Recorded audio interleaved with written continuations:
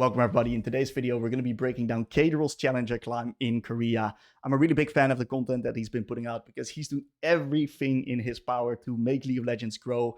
And he's currently representing EOS in Korea, so I really want him to succeed. So in this video, I'm going to be giving him feedback on his climbing strategy, but also his actual gameplay. And for everyone watching, this is going to be insanely valuable because I'm going to be talking a lot about how to effectively strategize your climb, all the micro and macro details that will allow you to carry your teammates. He's currently struggling with some interesting teammates, so there's a lot of value in the review that we're going to be doing. And the way I'm approaching this is I'm approaching this like I would be reviewing a high elo student joining in on one of my coaching sessions. So let's just have a crack. Let's take a look. So the first thing we're going to discuss is his climbing strategy and his champion pool. We see that he's played about 14 games already in Korea, and it's going all right. He's Diamond 1, around 200-300 LP MMR in Master tiers where he's currently playing. And the first thing that really stands out to me is that he's playing like every champion already. And I'm going to explain to you guys why this is a little bit dangerous and what I would recommend him to do. So League of Legends at its highest level, especially in Korea, is a fighting game. So you really need to be confident on your micro execution, but also understand what your role is as a specific champion so you can take the right fights and prevent taking the bad fights. So if you are going to be playing a really large pool, what happens is that you're going to sometimes get lost in the sauce, forget what your role is, but especially struggle with micro execution. So my recommendation to Caedrel is to actually slim down his pool a bit, especially if he wants to make it to the big boy leagues, which is going to be Challenger. He really needs to slim down his pool because otherwise there's going to be freaks of nature that are going to play bad fights, mechanically perfect, and still win because of that mechanical execution. So what Caedrel really likes to do is he likes to play also the big boy champs, right? He likes to play the Yone, he likes to play the Akali, we see the Silas, we see Ryze in here. These are like extremely challenging champions to properly play fights on. So my recommendation to him is that if he wants to be playing these big boy champs, he really needs to slim down his pool a little bit so he can get familiar and used to the micro execution of these champions and have a lot easier time eventually winning these skirmishes. My recommendation for Caedrel's position is to choose 3 champions with like slightly different niches and identities so that he actually built the champion mastery to eventually win these fights, and that he has a little bit of room to pick different champs in different situations in the draft, because of course drafting in higher elo also definitely matters. You don't want to be playing a counter pick every single game. It's good for learning, but not good for climbing. So from the champs that he's currently been playing, he's been playing a lot of Akali. I think Akali is great. He's playing a little bit of Ahri. I think Ahri is great. You could do an Akali-Ahri pool. You could add a control mage or a champion that's slightly different. You also want to look at meta. Ahri is like really good right now. Akali is also really good in the meta. He also has like the Twisted Fate that's like a signature pick of him. I think he can definitely make a good TF work as well. So maybe Ahri, TF, Akali can be good. You don't really have a mage in the pool like that, but since he's not going to be playing, a little bit more skirmish heavy styles like Akali, like Ahri, I don't necessarily think you need a mage in the pool. And these 3 champs, they cover a variety of different options. It's really good for his high threat, very strong early skirmishing. The only thing that you like really lack is like a longer range champ that dominates the lane. So if he likes that, you could potentially look in like into like a control mage and then drop either Ahri or TF. But those would be my recommendations. There's not like a full locked pool that he needs to play. He's good at the game, right? So there's many options that you can go. The most important fundamental is that he just slims down the pool so he builds the champion master to eventually start performing a lot better in these skirmishes. And that's also what we're going to see in the game that we're going to be reviewing. His skirmishing is just barely not good enough because he's a fine Ahri, but you can see that his champion mastery is slightly holding him back. So we're going to take a look at how we can play all these fights better. But not only that, we're also looking at all the macro decisions that he's making, all the laning details. Let's jump straight into the review here. All right, so first things first, right? We're playing Ahri versus Silas. This is not the best Ahri matchup in the mid to late game because Silas with Ahri ult is an absolute menace. He can reposition, get close, look for angles with E, and Silas is of course a little bit of a stat check heavy champion. So matchup is not ideal in the mid to late game, but in the early game it's actually totally fine. We can definitely get a nice big lead. So what actually happens in this game is that level 1, The bot lane contests the middle bush, which is a very, very important bush to contest whenever you play versus ranged type of bot lane matchups. Like if you see a ranged support, you'll see very often that the bushes are going to be insanely important due to the fact that it's going to allow you to reset aggro, but also look for poke. So what Sylas does incredibly smart is that he moves into bot side to actually help the bot lane with the contest. With the Blitzcrank threat, of course, this then allows him to pick a nice little kill up onto the Yunara. This is something that needs to start expecting, okay? Especially whenever you play versus champs that are really good at re-entering areas. Say Caedrel cannot do this, because if he does this level 1, he can never re-enter mid without getting absolutely blasted by the Sylas, because Sylas beats him in a 1v1. But since Sylas is a stronger 1v1, it's very easy for him to do that. And he can always just re-enter through bot, because Caedrel cannot trap somewhere in the bushes and chunk Sylas for getting in. If he would be playing Rise or something like that with bone plating, that's when he can like trap in the bush, make it hard for Sylas to enter, because Rise does win the level 1 because of his short cooldowns on E. And it would be like really, really, really, really, really hard for Sylas to make this play without getting completely blasted in his own name for it. So great play by Sylas. He should start expecting stuff like this and really look out for it. Now, unfortunately, with the new minion wave management, you can't really manipulate the wave in such a way that you can deny Sylas XP for doing this. So this was a really good play by Sylas. And what you want to do as RE in these type of lanes is you want to slow push waves and then look to harass Sylas under his turret. So I really like the way that he's currently playing. One thing that he needs to be extremely careful of is that Sylas just got bot lane XP for the kill, right? So Sylas will reach level 2 on the first 6 minions. So he needs to immediately nuke this minion to match up level 2 and actually use the level advantage to make it hard for Sylas to get in and look for trades. The reason we slow build in these range melee lanes, by the way, is because it's going to allow us to use the minions as a bit of defense and make it hard for these melee champs to get close to us and fish for all ins. Now, this was a pretty rough spot because trading equal is it's generally a little bit better for Sylas. The good thing is that we have Ignite, and that puts our kill ranges a little bit higher. The only problem that with this position is that the wave is probably right now the worst wave state possible. This is not a happy wave state for us because of the fact that we cannot really harass Sylas in the tower. The wave now gets stuck here. It's very easy for Sylas to force all-ins on the long lane without having too many minions when these new waves comes in. Because when the minion waves are stacked, when there's like a lot of caster minions, and he does that, he then grabs aggro the moment he hits us with a W with an out attack, because those are like single targeted spells or abilities, and that's going to draw minion aggro. And you see that because of this wave state, Sylas now actually has pretty free range, getting close and accessing the wave. So a better way for Caedrel to lane is, of course, by taking up level 2 earlier and preventing Sylas from them going in. Another thing that you want to do in these type of positions is you want to position yourself in such a way that you do not give Sylas angles where he can then potentially fish for ease onto you, right? So there's an argument for him standing here and baiting out the Sylas. That is very, very smart. But the way that you want to harass these melee champions is you want to let them come into you instead of you running into them. Because if you start running into them, you might overextend. So you need to keep in mind that these melee champs need to walk up closer to hit these minions. So you can just stand slightly back, positioned from these minions, and you will always be able to harass them the moment they get in.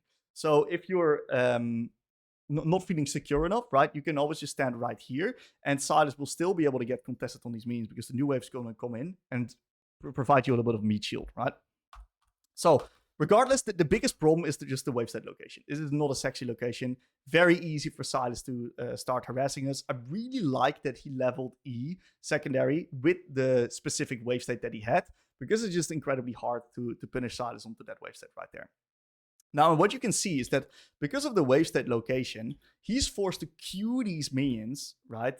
And give up space to Sylas, because Sylas can always find angles past the waves. If he tries to like sit in the minion waves here, Sylas can just AoE it and move up close, and because you're fat, your target range is way fatter than these minions if he stands in the minions, and it's really easier for him to just find an angle onto you. So it's just that these caster minions are like your defense. Another thing that we really need to look out to do is we need to try to desync minion HP values so we can get trading opportunities, right? Trading windows. And that's going to make it a lot harder for Sylas to step up onto these minions, because we've already last hit our creep when he needs to last hit his creep. And that's going to make it a lot easier for us to actually get damage off without losing minions ourselves. That's what Chovy, for example, is really good at managing the minions in such a way that he can get a lot of these harassing windows onto the enemies without losing creeps himself. That's why he's so incredibly good at getting high CS numbers and, of course, winning the trades. So this was actually quite good, right? We are in a position here where we bait out Sylas Q because of really good tethering, slightly outside of Q range. Sylas goes for a high value Q onto this minion and tries to hit Caedrel because he cannot hit close because none of his minions are currently dying. So that means that it's a very easy trading window. So Sylas is forced to Q here, otherwise he's going to lose the minion.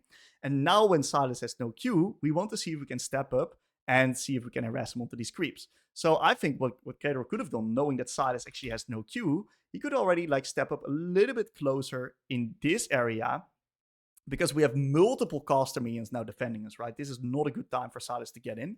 So I think he can go slightly closer because Sylas has no Q. So the only way that he's going to be able to get this creep is then by stepping up and Eing out, or he's going to try to AoE and bomb us in all of these minions. But that's very hard for him to do because we got so much backup from these creeps and we got Ignite to increase our kill ranges. So he could have probably gotten a full W off onto the Sylas. Regardless, we actually hit the Electrocute. This is also quite good by him. Now, one thing that I really like that he does here, like this is absolutely incredible, is that he moves his lane control to be first into the play, the skirmish here at the top side. This is like perfect from him. Really nice availability mindset. Your job as a mid laner, as a laner in general, is to try to get lane control, and then if something happens, you want to be available to move first to the place. We're going to get back to this later in this video as well. So this is absolutely incredible by him. And the other thing that I like that he does here is that he actually moves onto the Sylas because Sylas is literally running into him. And this makes it incredibly easy for him to now land his skill shots onto him. It would be giga flip if we would be sending it onto the Kayn, who presumably has flash. We don't have info on it. So therefore, it's very dangerous to now throw our skill shots onto him. And another thing that I really like that he does is that he only throws his Q the moment his E actually landed. So this was perfect skirmishing by Caedrel here. Because what happens if you throw EQ immediately and Sylas flashes both parts of the damage? You're cooked, right? In these early skirmishes, every single bit of damage matters. So this was really well done. And I also really like how he just extends the trade onto the Sylas, doesn't go onto the Kayn. Beautiful. This was just so good by him. Like, I really want to give him massive credits where he uses the target champions only, hit Sylas through the tower. Phenomenal kill. This was very, very, very, very, very good skirmishing. So really well done. He nukes the wave. Fun fact about Ahri level 4 is that 2 Qs onto casters will one-shot minions. So you need to be extremely efficient with how you clear this wave. The best way to do this is by queuing these casters twice, trying to put yourself in a position. I think right here is the ideal angle, where you hit as many minions as possible. And then on your next Q rotation, all the minions die. He should not be hitting the casters. He should actually be hitting the melees. Not use his W. He should use the W on the melees. And then his next Q actually kills the caster creeps. And that way his wave clear is a lot more efficient. You see that his wave clear, it's very, very ugly wave clear here. Very, very slow. And that leads to this play actually going pretty off here because he's extremely slow. He needs to reset all the way back, and it just kind of slows down his tempo. He could have been to lane a little bit earlier already. So it's a pretty big deal. And it's hard to spot whenever you play the game yourself. Like, you need to like really dive deep and investigate on this type of stuff if you want to find solutions to this. Thankfully, Azrakar makes a really good play, and he gets out of that position without dying. That's very, very good. What we see right here as well is that there's a little bit of tempo problems, right? We need to reset as Caedrel, right? We absolutely need to reset. So we do not want our Hecarim to invade the red buff here. This is fucking ridiculous, right? Especially with top lane not having prio. And this is what we're going to see a lot throughout the rest of this game, is that his team and Caedrel are actually doing completely different things. He's not really adapted to how Koreans are playing the game. And most importantly, he's not trying to change that. He's not communicating and telling his team what's actually up. So what he should do is you 100% tell Hecarim to not invade his red buff. This is fucking ridiculous. We should just return to Scuttle and just pop a nice little full clear on whatever that Hecarim wants to do, right? Just as long as we don't invade, because we know that Sylas is going to get prio, and we can't really play because we just invested our turn previously. Okay, so we're a little bit late to lane, but it's still fine. We're in an amazing position. Now, one thing I love that Caedrel does is the way he itemizes. This is really good itemization. The reason why this is so good is because he wants raw stats versus a melee champion, right? Because trades are going to be insanely important. What he needs is he needs to use raw stats the moment Silas tries to get in, or we try to trade onto Silas with good wave state, that we actually deal damage onto him. Because Silas wins the lane by winning the trades. If we would be playing against a control mage like Syndra, T1 boots would be, for example, insanely valuable.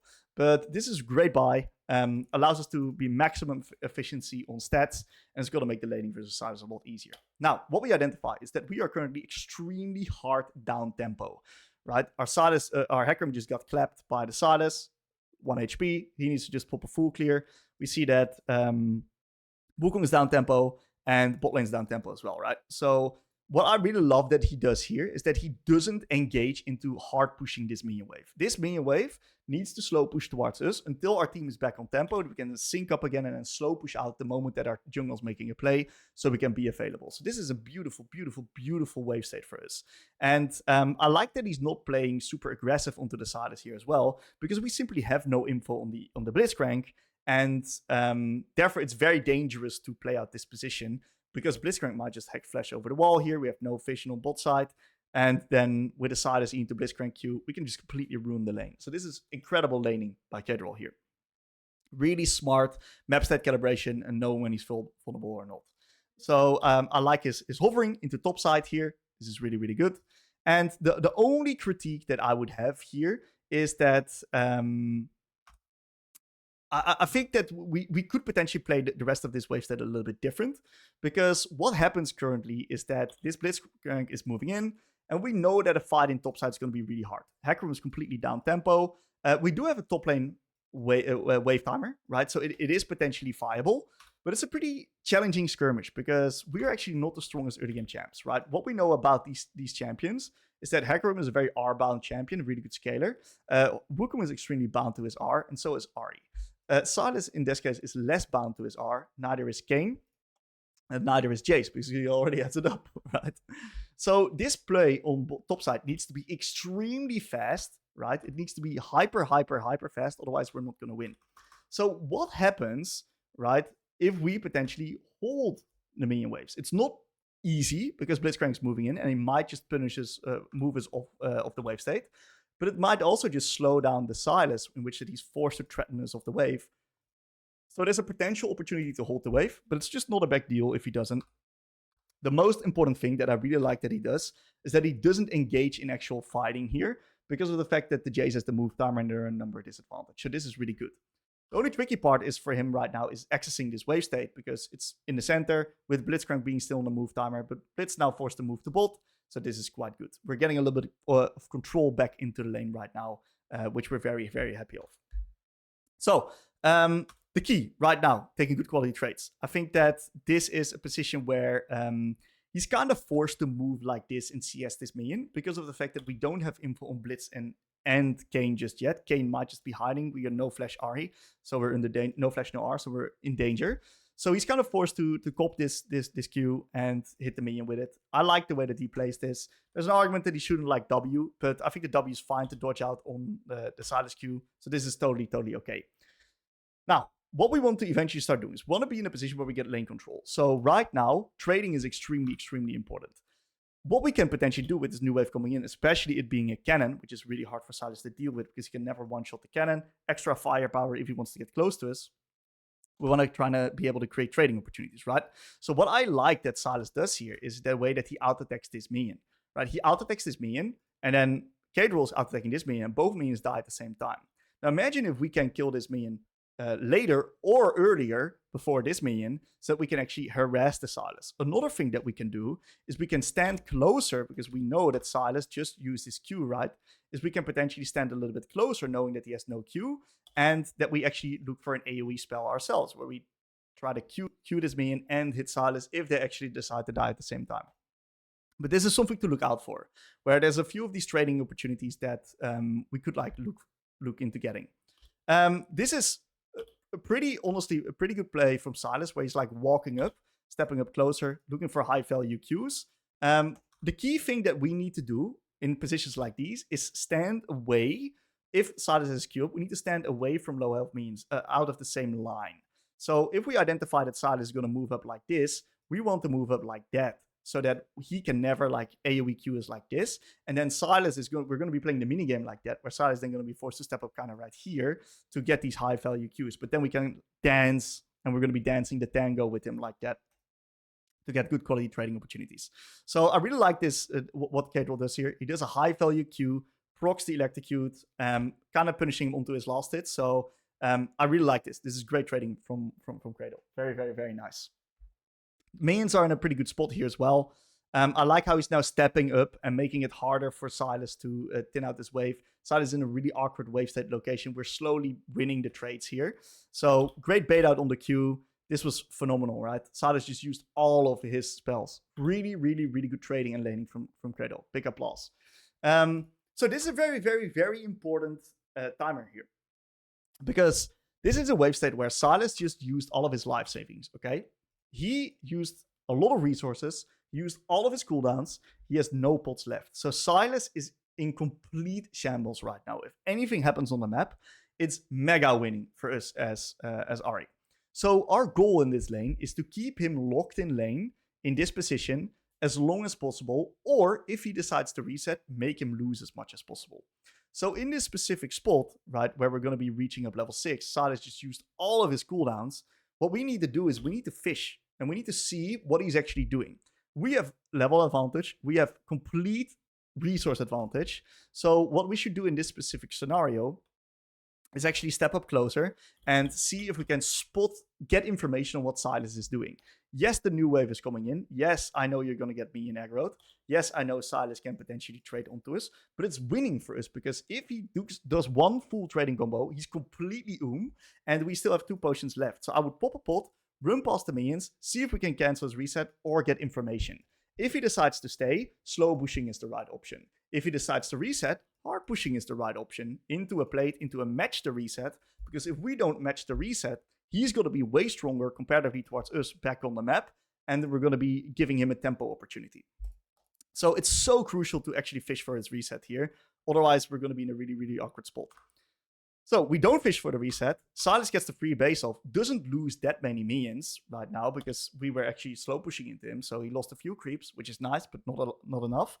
The biggest problem that I am seeing right here is that Silas is now back in the lane, but we have an immense amount of money not spent. And that means that Silas now actually has a fighting opportunity to get back into the game because we're down tempo. So great reset by Silas, really smart laning. And we didn't punish it properly. So in this specific position, right, I'm not a big fan of this ward. This ward doesn't really help with much. To be specific, okay, Blitz just died, right? And we know where Kayn is, right? So it's very obvious where the enemy threat's at. So using this ward isn't like extremely valuable. One thing that he can do, right, which is a ward that I like way more, is if he actually goes into the Failout and drops it there. That's a way more valuable ward than the one that we place in here. But the biggest problem is that I have is that he's not pacing. So what we see is that our bot lane just made a play onto the enemy bot lane. They killed them, which is insane. And the enemies are now coming back from base, being up tempo, and our team is down tempo. So this would have been an incredible timer for Caedrel to actually just pop a reset and be off the map because he doesn't need to be on the map anyway, right? I think that the optimal play to begin with is to hard push the wave.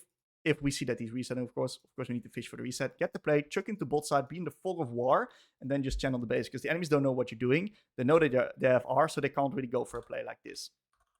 Regardless, we're now stuck in a lane state where Silas is in a pretty strong position because he's now up resources here. Of course, we still got the same resources, but we're down mana, right? And we are not running mana flow band, so the amount of mana that we're actually recharging is actually not that extremely high. Now, the key in this position, let's double check. Yeah, I don't think he's not running mana flow band. That's right. So the key in this position is to eventually get lane control again, right? And there's a few ways to get lane control. We can either reset trap this guy, so where we basically just hard nuke the wave into a reset, get better items so we can start stat checking him, or we now need to win the trades. I think Caedrel does a really nice job with his Q here. So that was a very nice start of the trade here. We just need to be a little bit careful with our resources. Eventually, Hecarim helps us out massively, okay? So this is a really good play from the Hecarim where he gets a big chunk onto the Silas. Silas uses a lot of mana resources. There's a bit of an invade happening from Hecarim, right? It's not ideal because of our resources. We now nuke the wave and we decide to ult onto the Silas while Silas tries to defend the Raptors from Kayn. So it was a pretty creative play from the Hecarim. I think that this is a really, really, really good ult trade because Silas's ult cooldown is... We don't really want to be looking at Silas's ult cooldown in itself, but rather what is the cooldown that he takes from RER. It's like 200% of the base cooldown of that we have. So that's 280 seconds. So if you can trade R like this, that's absolutely, absolutely insane. Really, really, really good R cooldown trade. Silas is now extremely low, very much struggling with resources. And what I would now try to do is see if we can like trap this Silas in the lane for as long as possible, because the longer that Silas is in this spot, the worse it's going to be for him, of course. So we're very happy with the current conditions here of the lane.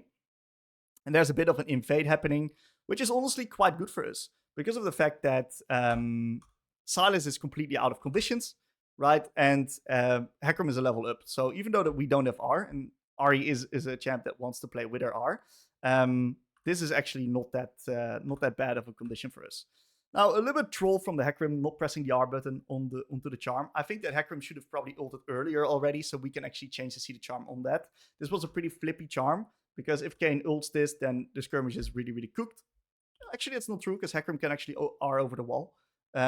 So it's a pretty interesting position here. But Hecarim should have definitely ulted, and it's a bit unlucky that that he dies.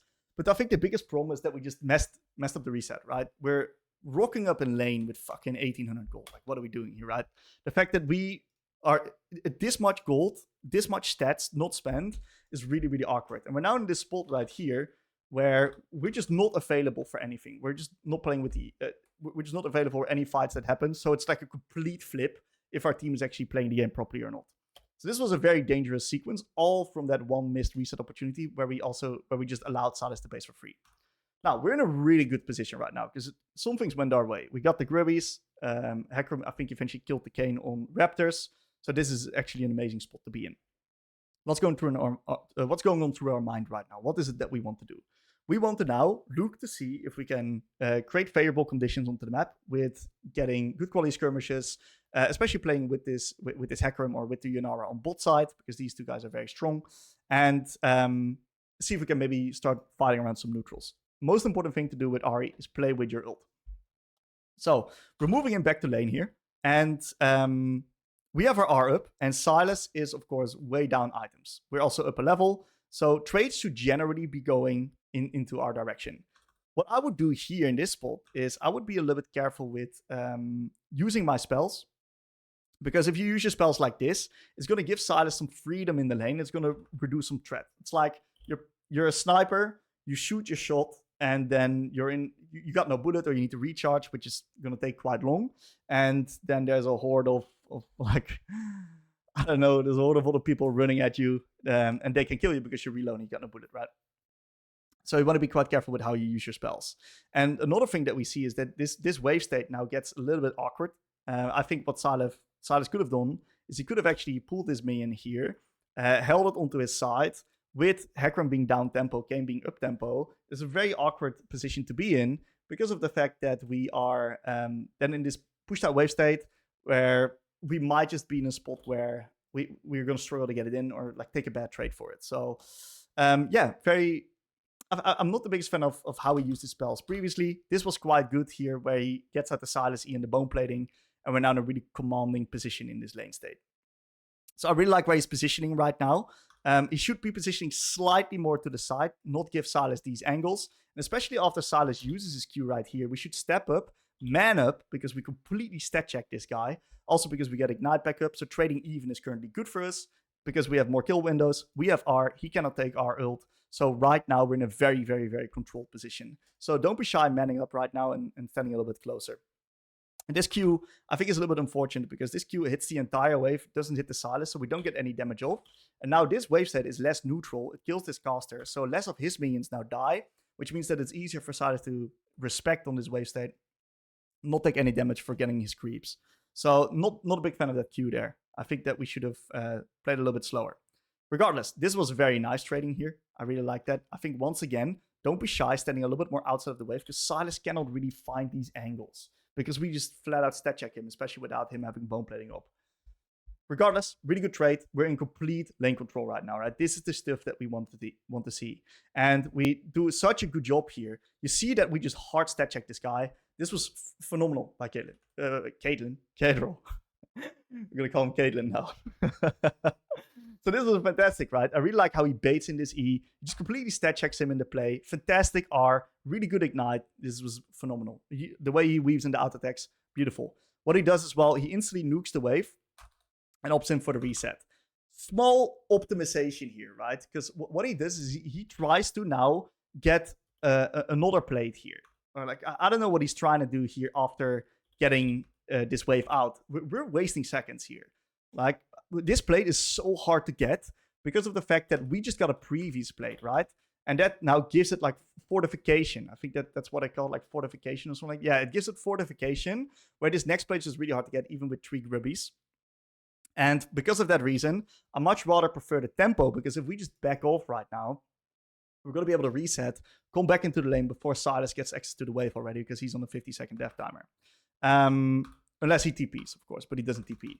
But what we see that happens is that we move back all the way right here. We waste like so many seconds. Then we walk all the way back right here. We use a ward in the center of the lane, which is not necessary if we reset way earlier, because we're going to be back early on the map than Sylas is.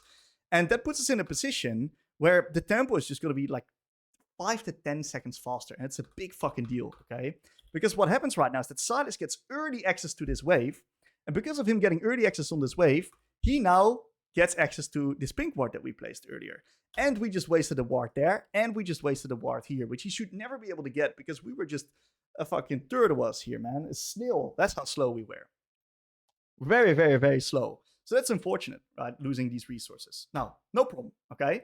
Because of that reason, we place another ward right here. So we just lost both our wards by being 10 seconds too slow with the reset, right? So that's a really, really, really, really, really big deal.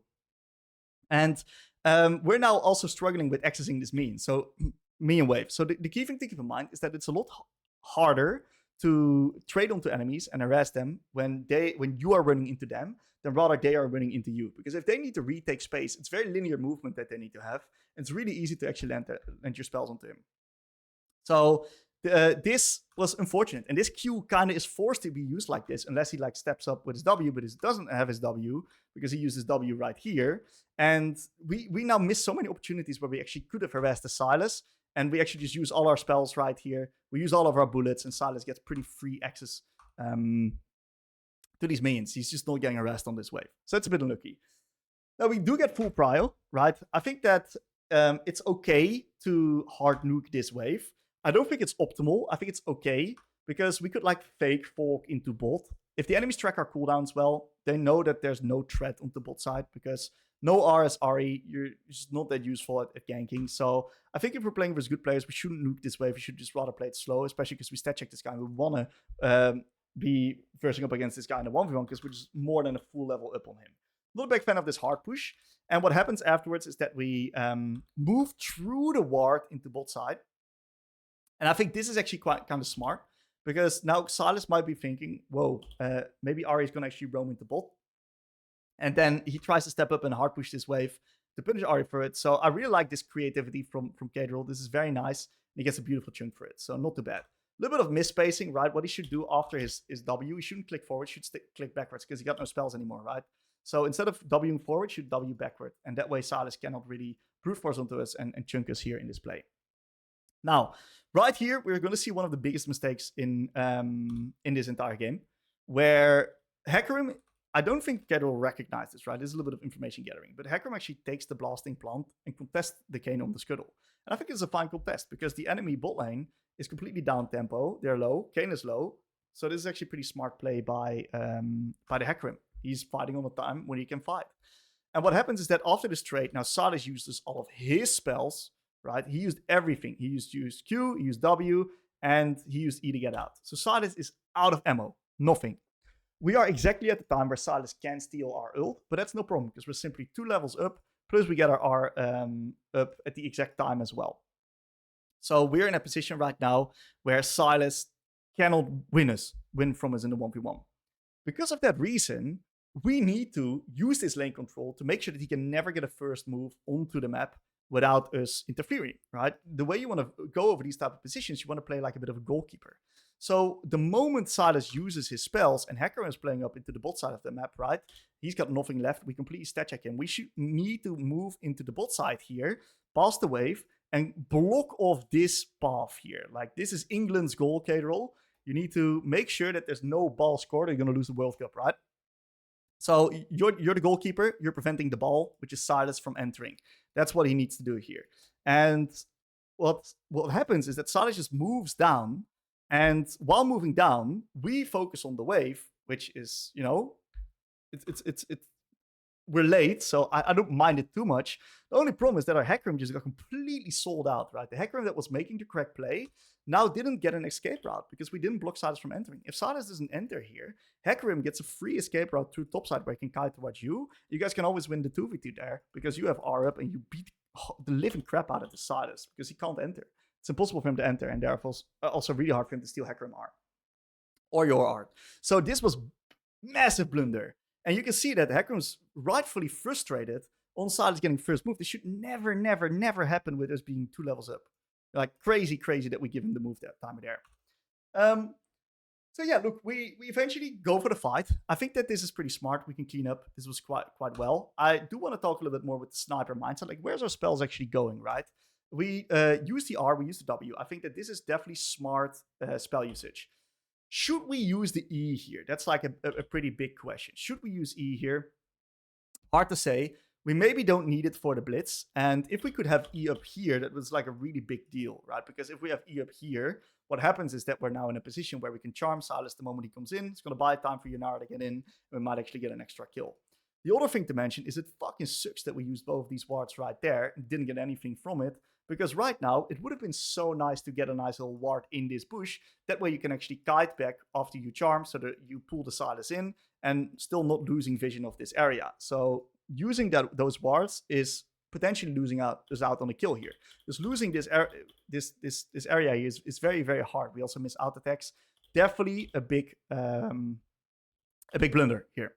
So that's a little bit unfortunate. I think chasing this, it's rough, right? Because we don't have the info. We don't have the info. I think that it's fine. It was a good Ezreal R. I think it's okay. I think this doesn't matter that much. Trade 1 for 1. It is what it is. Well played with Ezreal. Then we do give him a pretty big shutdown. Maybe it's not okay because of the shutdown, right? I think that a much better thing to probably do is to immediately run mid after killing Blitz. If you don't use your E on Blitz, you can potentially chase. But after using your spells, you should immediately move back to mid. It's like a little bit of this adaptation. And then we can get an extra plate, get an extra wave. Silas needs to reset. And then we can match the base, come back, and we're way richer than that guy, right? So we're going to be in complete lane control again. So very unfortunate position. Ezreal got like giga fat here. Like completely out of control fat is what Ezreal got. 7 kills. That's crazy. And especially it's considered criminal with how the bot lane's been going, right? Regardless, let's discuss how we're going to be winning this game. One thing that I see is that a big strength of our team comp is we're very good skirmishes right with our ults. Like Wukong, topside, Hecarim, Ahri with R are very R-reliant champs and incredibly strong with their ults up. Bot lane is still not out of the game.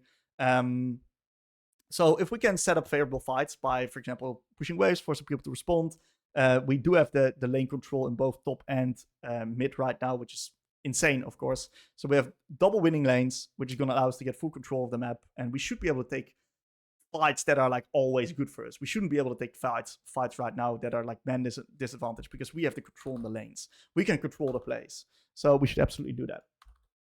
Okay, so let's move forward, right? This is very awkward here, what's currently happening. Our Hecarim, right, is now trying to contest Dragon. And this is a fucking ridiculous contest because what we just identified is that we're R-reliant champions. We cannot contest Dragon now. If the enemies go play Drake, it's theirs because we're R-reliant champs, we're down tempo. Enemy bot's going to get first move here into push out. Our bot needs to respond.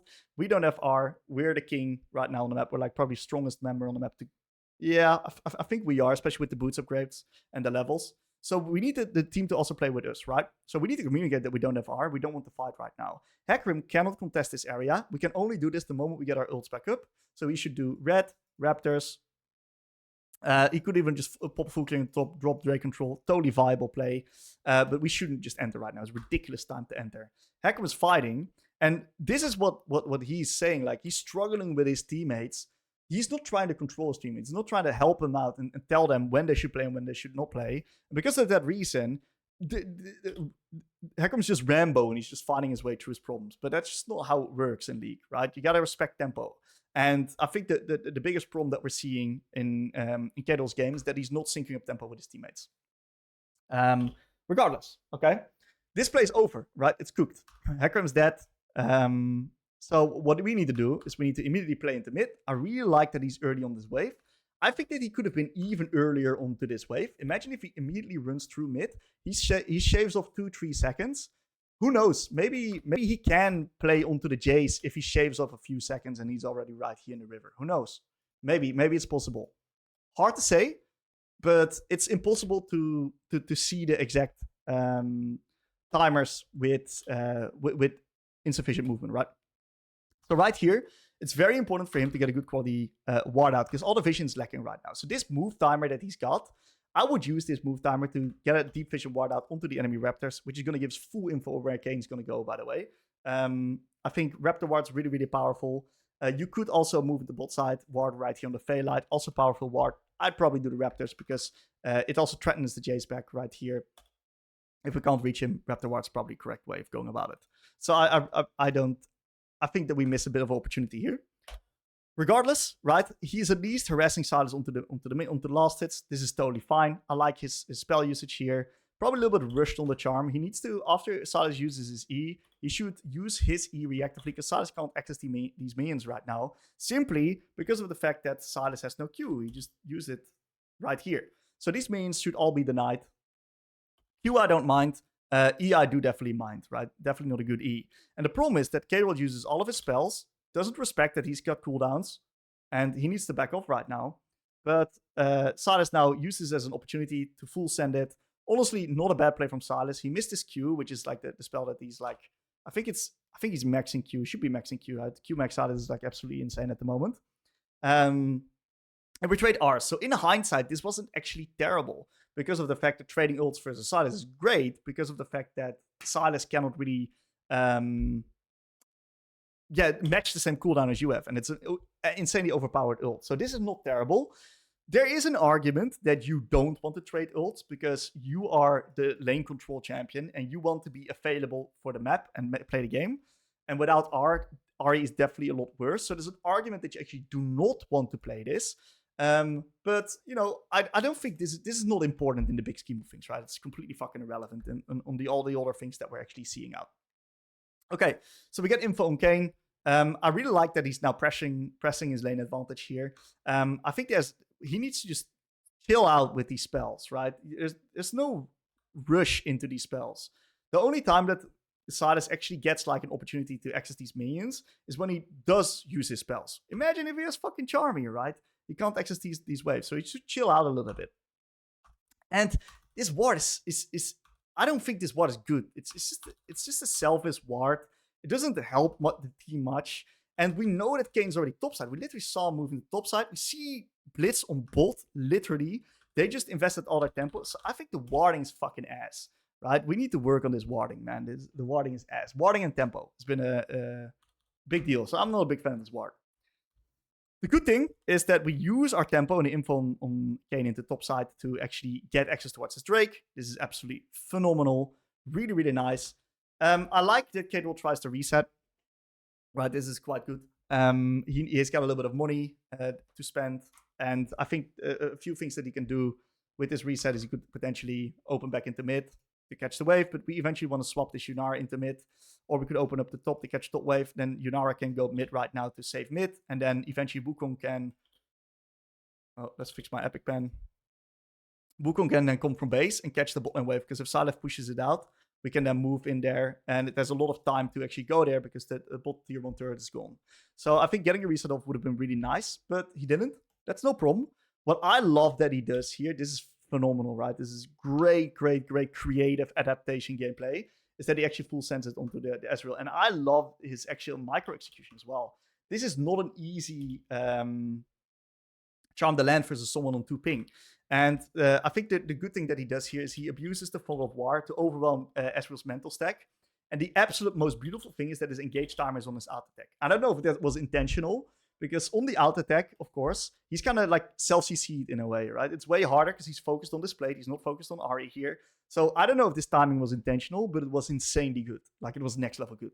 So this is beautiful charm, great redirection of the Orb of Deception with his R, and he gets this beautiful double kill here. So this is phenomenal. Like, really good, creative play. And you see that Caedrel is a really fucking good player by plays like these, right? Where he just adapts to the game state and he finds himself like a magic angle here.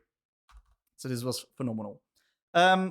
Look, this is an interesting one here again, right? Because we do overstay tempo a little bit without info on the Kayn, right? So I think that there's an argument that we want to reset earlier after this one plate and just back off. But I don't like heavy mind this as well. It's not terrible because he kind of uses the death timers to progress. And there's an argument where Jace now needs to reset, right? Because he just got a lot of money on top side. It's really hard for Jace to move in. So he's kind of gambling if Kayn's around or not to see if he can take this turret. Because Silas is stuck, 2 people are dead. So the only one that can defend this turret is Kayn. And if he can break mid tower, that's of course insanely valuable because he can then get close towards his item spike. Because Lichbane is not like extremely expensive. So he might be able to take the turret, take an extra wave. I'm not sure what the exact gold values are from the turret. So it might be good. I don't like giga mind it, but you see that it's a little bit inconsistent in that sense, but it's fine. A little bit of skirmish happening. Sucks that he uses his flash. I don't think it was necessary to use flash at all. Can use W, he used R, he used Q. There's no fucking damage.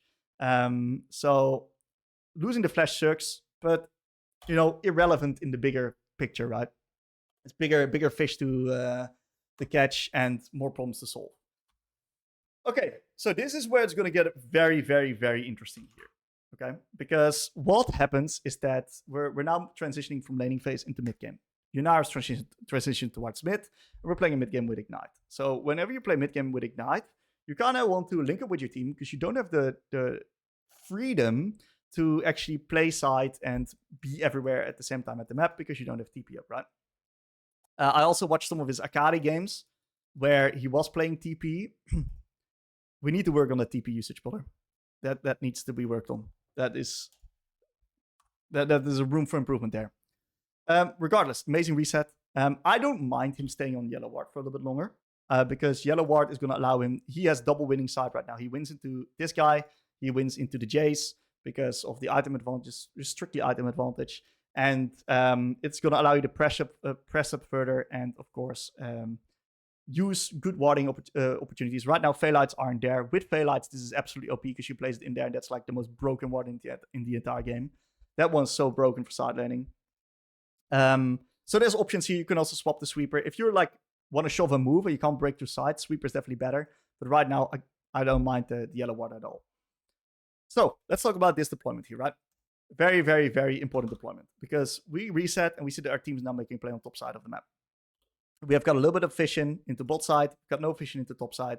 And what we identify is that currently we could deploy into bot, and this wave state is like a little bit all over the place. Right now, we see that eventually Silas collects this. It's slow pushing into the enemies.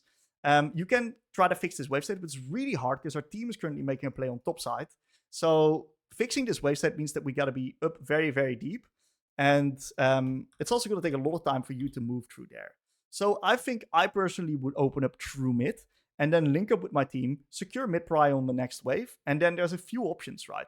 If Silas shows on bot here, like he eventually does, eventually the enemies do need to show on bot. One thing you can do is you can actually play mid into top. You can trade sides of the map with Tree Grips, Rift Herald, and Wukong pushing in. And I think this is the winning play, okay? Where you actually do not click bot here. You actually click mid, secure mid prio. Securing mid prio, by the way, makes it impossible for the enemies to then get vision control into you because they're constantly able to get collapsed upon. So you completely block off enemy Blitzcrank by deploying through mid instead of tower, instead of bot side. I think it's a little bit out of pilot deployment. We should 100. Yeah, the more I look at it, the more I think we should go mid. I think this bot lane wave is irrelevant, actually. The more I look at it, I think we should go mid. There's, of course, arguments against it, right? You can probably have a discussion about this, but I think the value of you deploying through mid into top side is good because your team's on tempo, right? Wook is getting R, Hecarim is R. Like, we're ready to rock the fucking map here. So if Sylas shows bot, they're cooked. And they're eventually going to show bot because Wave is slow pushing in there. We can probably break mid tower with hovering here, given the number advantage. We can then break top tower. Man, we can break the game. Deployment here breaks the game, I think. Deployment mid. So, yeah, not a big fan of this one here.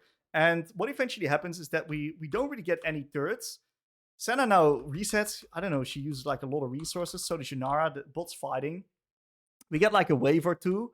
And we get a little bit of vision here. Like, this is fine. I really like that he doesn't like move mid right now because team is not on a good condition to fight. Senna wants to reset. And we have not pushed the bot wave out fully. So this is honestly quite okay, right? I really like this. I think there's an argument where if you see Wukong moving in, instead of trying to focus on Sylas trading him, immediately nuke the wave and is immediately centered towards mid. Because if you do that, you'd sync up your move timer a lot better with the Wukong coming in. So imagine if you're already at the control ward right here. I don't think we're that fast, but just imagine what speed actually does. Then you're in a position where this skirmish is just even more over than it already is, right? I think Caedrel does a really good job eventually playing here. He's a little bit on the slow side, but he does a great job micro execution here. Kills the Ezreal in the tower. This was good, right? It's just good. He can probably hold the rest of his spells. And I think the problem with this position right now is that it's insanely hard to siege because the enemies have pretty high threat and they just invested Jace TP. I think Sylas, or was it? No, they invested Sylas TP here. So what we should do after this, when Sylas TPs, it's very hard to now siege unless we like drop help. But this is really worth dropping help when a team's down tempo right now. Wukong invested his R. We can't really dive deep with Hecarim. The team comes desynced right now. We used R, so our ult's going to run out soon as well. I think the better play here is to actually move into bot, seeing that Sylas TP'd, and pressure enemies onto this bot turret. Because if you push this wave out, you're fast with R and W, of course, and Lich Bane, because you're giga fast. What happens is that you then push out bot, you start hitting plates, and it's going to draw the enemies towards responding towards you. And it's going to completely fuck up their tempo. It's going to be very hard for them to play. So immediately moving into bot is 100% the most consistent play, and it's going to drag the enemies across the map. So eventually we get hooked by Blitz. You know, it is fucking whatever, because the Blitz hook it's like a very strange hook. I can see why he like doesn't R away from this, and he eventually dies, gives the shutdown to I think Jace.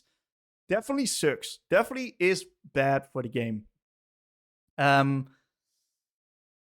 But you know, I don't think it's that important. I think dragging enemies to bot would have probably been the best play. So it is what it is, right? Not important that hook lands or not. I think it's just irrelevant in the bigger scheme of things. Now, next up here. Very important position. We are in a spot where we want to see if we can identify the next play, right?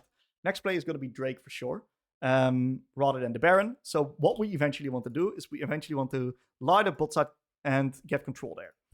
What I would do in this position, since bot lane wave's all the way pushed out, moving bot it's not smart right now, okay? This bot lane wave is going to do one of two things. Either this bot lane wave is going to fully push in, forcing the enemies to respond, or the enemies are going to respond earlier and it's going to slow push into you. And you have got an insane amount of time before you need to respond to bot lane wave again, because you have all the time where it actually until it hits the turret. But what happens if you deploy through mid and you set a vision control, you block out enemy vision, you're then in a position where you can make it impossible for the enemies to push deep. So they're going to lose an immense amount of minions by you actually not moving bot here and moving through mid, blocking out all of the vision. It prevents them from pushing in bot, where it's going to eventually slow push towards you. It's going to be a really good spot for you. So deploying bot here is a disgusting deployment. We need to 100% deploy through mid, get pry on this next mid lane wave with the boys.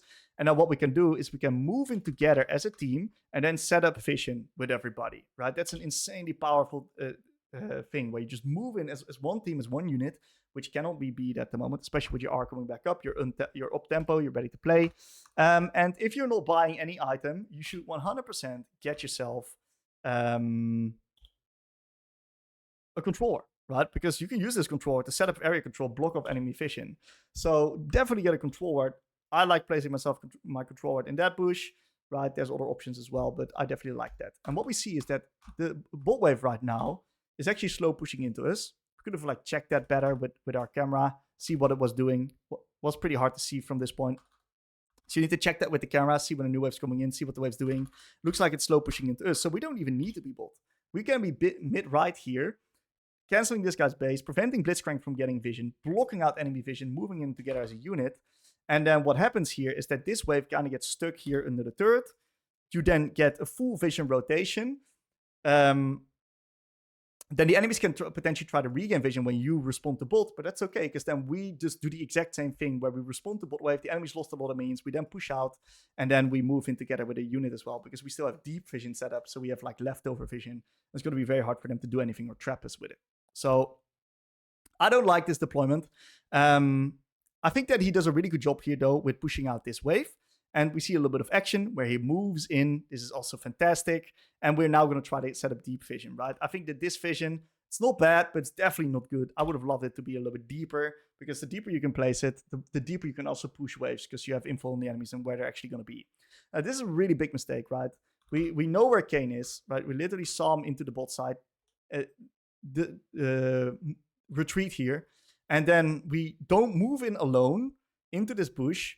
And this allows them to get this kill onto us. Like, this was disturbing death. This completely kills the tempo. The team now also gets collapsed upon. This is a solo lose end of review play. You make a play like this, game's over, dude. This is not a good play.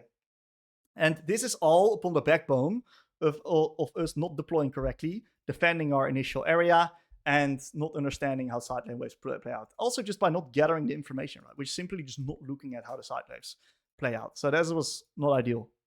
Not ideal. Okay, so we just threw the game. Complete game throw scenario here. Let's see what happens with our team, right? They now all died. And this is all like domino deaths, right? This is SOLOQ classic. But in the meantime, we're also just not trying to tell them what they should do, right? We're also not communicating towards our team if this is a smart play or not. Should Wukong even fight this? Well, it's not consistent. We're the strongest member on the map. Why are we not playing around me? And the Kane, of course, is a move time here. So this is just, we're just not communicating. Like, he's checked out. So if you really want to climb to Challenger, which I think he can do, right? He needs to stop reading chat mid-game and stop searching up builds and stuff like that, and just focus on the game itself, gather the information, and communicate with his team, because we want to remove all of this randomness and take control of the game. And this is a recommendation to everyone. Wherever I coach students, like, the times when I see someone just alt-tab, look at poor old fucking Fesser, see who's like the feeder, who's out of film and stuff, like, so irrelevant, dude. Just so useless. You need to have that shit covered before the game. I don't even recommend using it before the game, poor Professor, because it just uses information. It's going to gaslight you into bad things. Okay, so once again, right, we deploy into bot. I think that this time it's a little bit of a better deployment, because we need to respond to bot wave. So this is okay. Look, ulting Silas, I'm not a big fan of it right here, because of the fact that he doesn't want to like do anything right now anyway, right? So yes, we trade Rs, but he's going to get his R back up for the Drake. So I don't know if this was optimal. I think it's okay. It's not the end of the world, but I don't know if it was optimal. I think it's whatever. He lost some creeps with it. So we push our bot right now. We got to really ask ourselves the question, can we contest this Drake? This Drake is going to be a really tough one to contest, because we just used a lot of cooldowns. I like how he's pushing our bot as deep as possible, as deep as safe. We don't have info on Kane, so we can't really push out the extra wave. So I think that he did a pretty good job here. And I really like how he communicates moving into top side right now. This is absolutely fantastic. This is unfightable right here without Hecarim R, no Senna R. Not a big fan of how this is played out right here. Just not ideal.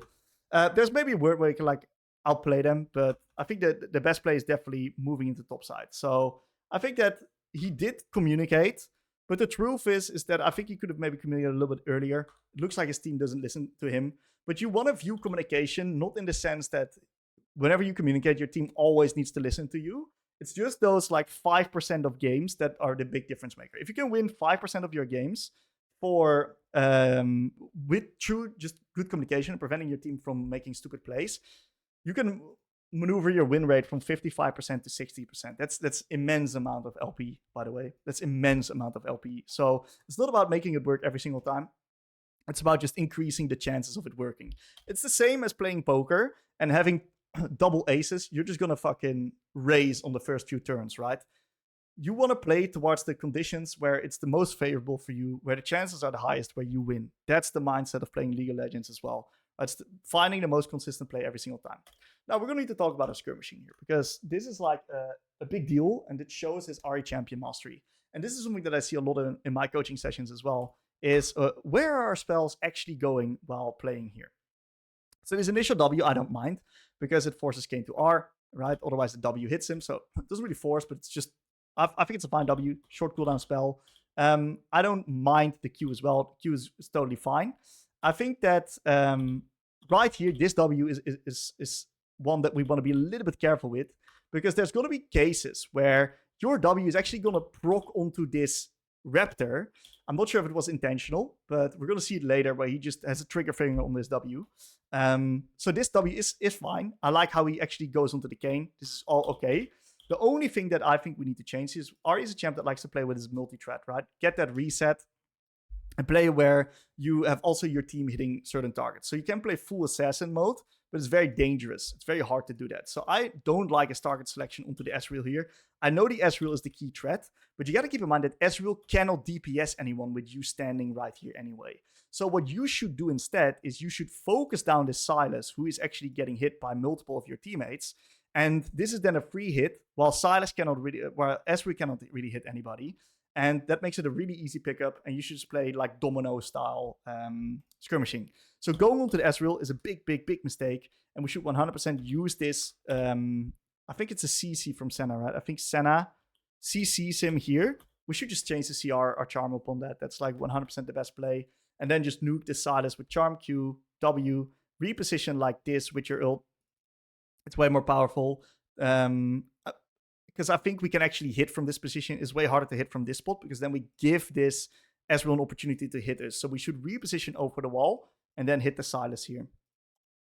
And that would have been a game-winning skirmish execution.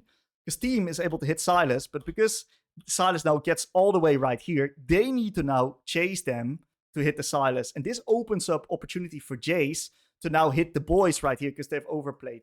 Right, and because we got hit and we missed all of our spells, it gives an opportunity for Ezreal to now chase us down, because we have no fucking spells and we got no backup from the boys as well. So shit skirmishing. Very, very, very unfortunate. And that's okay, right? I don't expect perfection, but you gotta look at the positions where these type of fights will just win or lose you a game, right? And this is what Champion Mastery is gonna allow you to do. Play these fights better, which is gonna win you the game. Like there were like 4 or 5 positions in this game where if we just play the fight or the macro slightly better, we will just win. It will just snowball so hard. So this was a horrible fight. And look, I don't really mind what he's doing here, where he's standing far back, because he's scared, of course, Ezreal potentially like Eon to him. But I think there's an argument where we can stand closer, right? Slightly closer, because we know Ezreal has no eco down just yet, right? So it's about just a little bit of cooldown tracking, because he just used it previously onto this. I like the flash though. Flash good. But it's minor, not important, actually. I like how he moves towards mid, pushes out the mid wave. This is very, very smart. Very, very good macro here. Well done. And Dragon's still up. So we deploy through mid into Drake area. It looks like Jace makes a massive blunder. We get the Drake. We have Herald on bot. Beautiful. Great deployment from it. I love this. This is very, very efficient. Now, this is quite an interesting position here, because we have Herald moving through bot. We have Jace dead, and Hecarim has no R. So we could potentially hard force. I like how he controls mid wave here. Very important that he does that. And we got to be a little bit careful now, because we just used quite a bit of our tempo here into the bot side with the Hecarim R. And we're also playing with the Herald on bot. So we got to be careful with the amount of money that we have, and not having all of the cooldowns. But I like how he's sieging this. Like, we definitely want to see if we can get a little bit of a position where we can use this Jace death timer to get a bit of a resource lead. Now, very, very, very, very, very important fundamental here. What he needs to do is he needs to actually step up closer towards this position here and recognize that the new wave's coming in. This next wave is insanely important for contesting control of the map here. We don't have info on Silas. Pushing out this next wave deep, or at least just queuing it, is going to stall the enemy's play timer by 25 seconds. Each wave comes in at 25 seconds at a time. So the faster we get the wave out, the harder it is for the enemies to get wave control and then be in a position where we need to respond to the wave, which is what we have to do in this spot, right? Where this wave needs to be responded towards. And it gives them an opportunity where us responding to this wave state, which we didn't get out earlier, and collapsing onto enemies while we're down tempo, gives them an opportunity to actually start Baron. So a simple fix would have literally just been, right, standing deep here and contesting this wave earlier, which is going to buy so much space and time from our team to then just back off and potentially reset. Or some of us can stay. We should definitely already be hovering bot side because that's where our Wukong is. And that's the only advantage we have right now at this point, which is a number advantage because we used Hecarim R for the J skill. So if they fight a 4v4 without us having Hecarim R, it's a slight tempo advantage for them. So we got to be extremely careful here. I don't think we properly recognize the importance of these small details. And that fucking sucks because the enemies now get Baron, right? And this is simply, I think this is uncontestable. What we should probably do is take mid wave, take the next mid wave, and see if we could potentially like trap Jace in rotation here. Not sure if it's possible, but I don't think this is contestable like in the slightest. Hecarim had no R yet. Looks extremely hard to contest here. So we should just drop the Nash. By the way, Nash is fucking irrelevant nowadays, by the way. It's especially if you've pushed out wave states. You got to keep in mind that Nash only gives access to about 7 waves of sieging, right? Because 7 times 25 is about 6 minutes. It used to be every 30 seconds where there would be a wave coming in. So there would be 6 waves, but right now you get an extra wave because the wave time is going slightly faster. It's still irrelevant. Nash gives 150 gold, not that much XP, not crazy amounts of XP. So just drop the Nash, right? It's okay, just drop the fight. I do like him moving into bot, getting his Rabadons, but look at the amount of time that we just wasted, right? We wasted so much time here, man. Imagine if we're just dropping Nash, hitting mid, pushing bot, forcing him to respond here. Then we reset. We have our timer way up. We can potentially look to trap the enemies here in the bot side when they try to push out and regain vision. We can stall their Nash completely. Like, it's unplayable Nash for them. We're strong enough to do that. So yeah. Tempo is really behind right now. You see the wave states are very awkward. And because of that, we're now in the spot where the enemies get the opportunity to now siege with their Nash, right?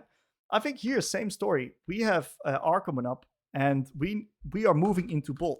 Now, moving into bot isn't particularly terrible, but we have 0 vision setup. So we're actually very, very vulnerable. A much broader thing that I like to do is with this bot lane wave not fully crashing yet is actually deploy through mid, see if we can move as a unit. If Silas then shows on bot wave, great. We have one small window where we can actually get a little bit of vision, which is going to show what the enemies are doing, make it way harder for our team to die. So we're also not really helping our team in situations where we can prevent them from dying.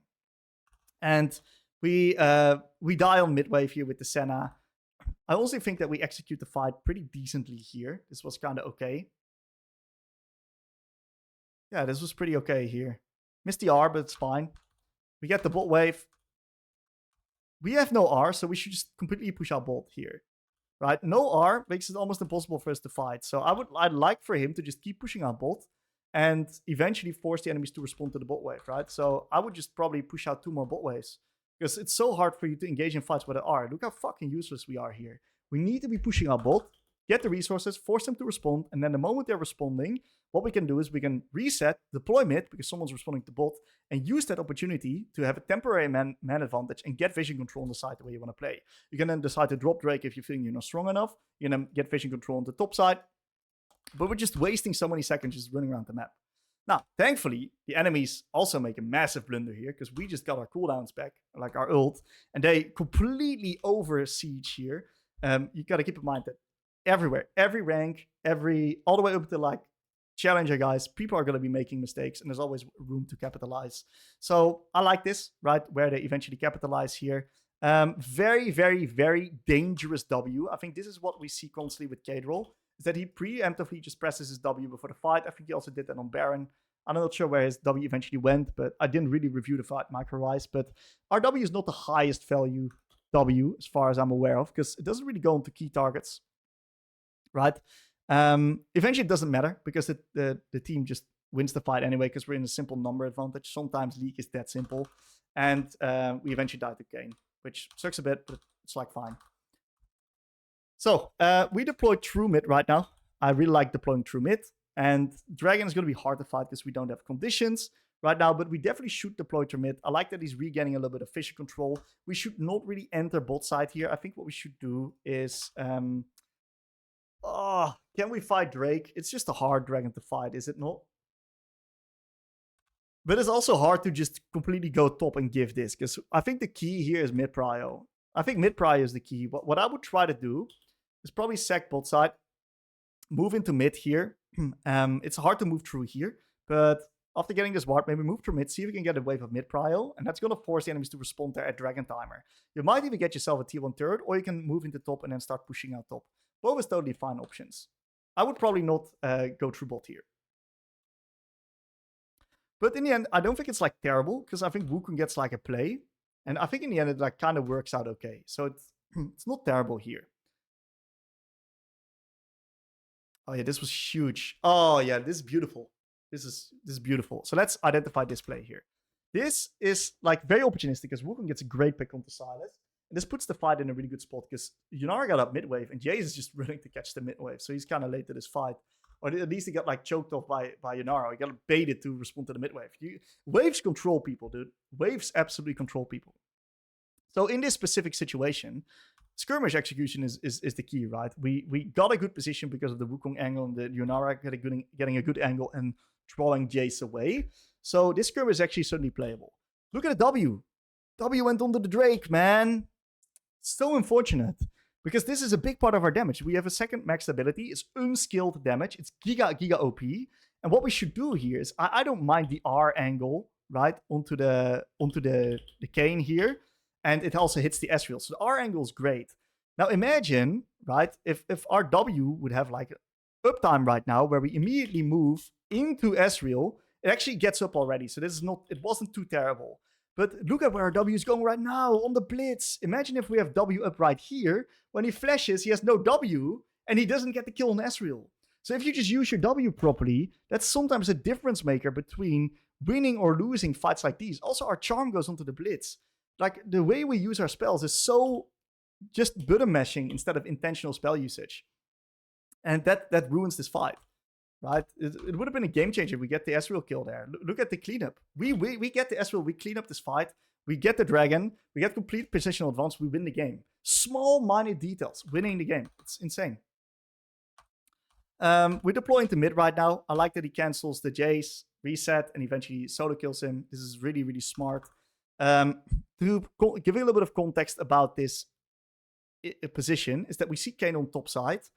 And because we don't have R, we're not really looking to fight right now, especially with Senna being dead. So we should 100% kill this ward to give the enemies no info on our whereabouts. So this ward should definitely die. Pushing this wave is fantastic. We have full info on where the enemies are, right? Kayn, Silas, Blitz, top side. And Kayn, Silas, Blitz. The only one that we don't have info on is Ezreal. So what we should do, actually, is we should clear this ward, move in here, stand in here, and if we spot Ezreal go on mid, I think we should potentially sneak the next wave. Right, with Ezreal being there, I think we should try to sneak this wave. I think we should try, because if Ezreal moves out here, they might be able to find a collapse, but I think that's pretty hard with what a Wukong and Yunara is doing there. So I think there's an angle where if we push out that wave right there, it might be extremely beneficial for us, because we can deny the enemies a lot of minions. It's a risky one, but I think if you're confident, you should probably do that. And then we're just moving mid here, and this is just a waste of our time, because we have no R. We can't fucking fight. Look how useless we are as Ahri here. You can't reach without R, man.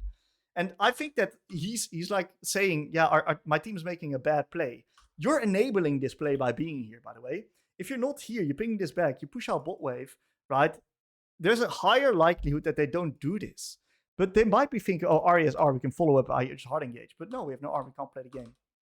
So we are partially enabling this. Okay, I kind of like this, where he's kind of like trapping here, chunking the Blitz. This was a pretty creative play. Very, very nice. Is this bot top wave smart to take?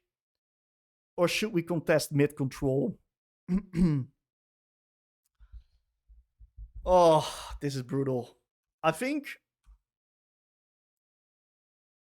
there's a world where we shouldn't contest this top wave right now because of the fact that it's risky. It leaves our team vulnerable. Maybe we should just defend mid here. Maybe we should actually be on mid wave as well.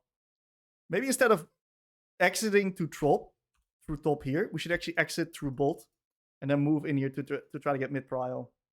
Because it's very slow right now, the time we get mid prio, and now the boys get collapsed upon, especially Yunara without flash. Yunara dies. We try to 1v1 the S-Reel. This was honestly pretty creative, contesting the area, but this S-Reel is like full 6 items, right, with QSS, so he wins this. And eventually, we die. I think team dies, and we lose the game, right? So, honestly, this is a good game, right? This was like a pixel perfect review angle on a game like this because there is so many opportunities where small decisions can completely impact the outcome of the game that there is just a lot for Caedrel to gain here. And if I would be giving a learning objective to my student here, what I would really look at is getting, of course, looking at your skirmish execution, right? And also then especially focusing on the champion mastery. And the way that I would look at as a learning objective is I want you to go to like 2 or 3 key fights in the game. And I would recommend you go like back 30 to 60 seconds and break it down to the micro macro review method, where you first look at your micro execution, where's our spells going, how's the target selection, how's the positioning, and also did we play out a role and a win condition properly? Those are like the key things to break down in micro. The other key thing to break down is macro, right? Was this even a smart play to fight, right? Was the setup properly? Was this in line with our win condition? If we didn't fight this, could we have traded it off for something else? Especially look at the tempo then. Like, how did you play out the 60 seconds before this fight? Were you efficient with your movement, with your positioning on the map? Because that's where a really big problem with Caedrel lies, is that he is not he's just wasting seconds, right? If we count up all of the times where he's just been wandering around playing Bard cosplay simulator, right? What would happen is that we'd probably shave up about a full minute of time, if not more. And a full minute of time equals many type of vision control. You could even look at 2 full waves, which is about like 300 gold. So it's a lot of money, right? A little bit less than 300, but it's still a lot of money that you then can leverage. And you got to keep in mind that League is a threshold game. It's a snowballing game. Every small advantage that you can get snowballs into later parts of the game. So I would definitely just recommend them to take a look at 2 or 3 key fights through micro macro, review it that way. And there's a lot of stuff to gain when it comes to communication, right? I think in-game, it's a learning objective I would give him. Out of game and in-game. In-game, I really want you to recognize what your win condition is and really play on your own timers. Get yourself strong.